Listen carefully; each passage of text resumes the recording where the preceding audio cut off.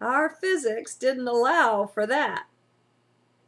The interesting thing, too, is that here on 3D, we have these wonderful 5D and 6D beings teaching us, the Andromedans and the Syrian High Council. Well, they have their teachers too from higher densities yet, from 8 and 9D. The Andromedans shared what their teachers said about this new frequency, and it's a strange story, to be sure. According to the 5D Andromedan understanding, our universe has 11 densities, or dimensions, or planes of being.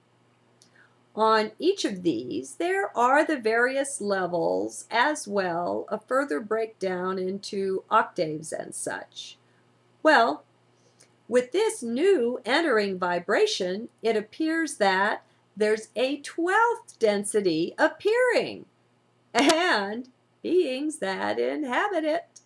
No one knows who or what they are as of yet, just a bare few things about them. And I'll take a pause here to say, hey, we don't even know who and what we are yet. So, anyway, for one thing, this new level has no polarity. It is all only one. This is unlike all the other densities, which apparently have their own form or version of polarity. None as intense or as separated out, seemingly, as 3D, of course. It's really been radical here. Yet, I'm still in 3D, and already I see how the polarity is just two sides of one coin. It comes together like that for me, and I'm sure much better above it comes together. There's a unity in the duality that's seen, that's experienced. No longer do we need to explore the far ranges of the differences here below. We've done that. We've been there. And thanks, Source, that we are. What a ride it's been. I'm ready for the next act of the show. How about you? Anyway, the other thing that the A's, the Andromedans, said was that their teachers had told them it looked as if these 12th density beings could look right down through all the levels with vision that sees all below. That's most unusual, of course. We can't take it in, for normally we see only our own density and maybe a bit of bleed through to the ones just above and below. So that's 3 at the max. For if more, then we lock that one up. Call them crazy, insane. Well, these beings can see all the way through. Furthermore, there's an intriguing activity that comes with this new frequency. It appears in some way that the lower dimensions, that all the dimensions from the third one on up, are being pulled up in frequency by this. Now, that's something interesting.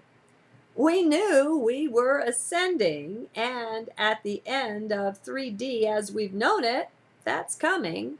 But we never knew the mechanism of that, just that it is, just that it's happening.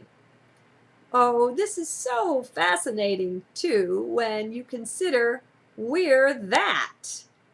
All is one, remember, so we're linked up to all of this.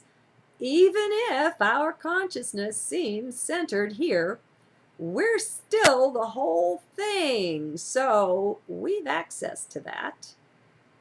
Maybe just for a visit, you see, but that's us all the same. Do you see? Don't forget quantum entanglement if your mind's giving you fits over this. I'll throw it that bone. Remember, though, this isn't a journey for mind.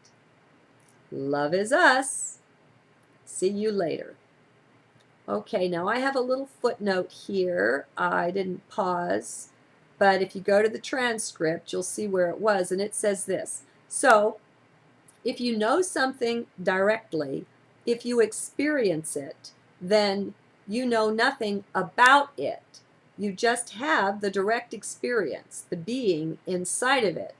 Then you can know about things. This is what science does. We know this about that.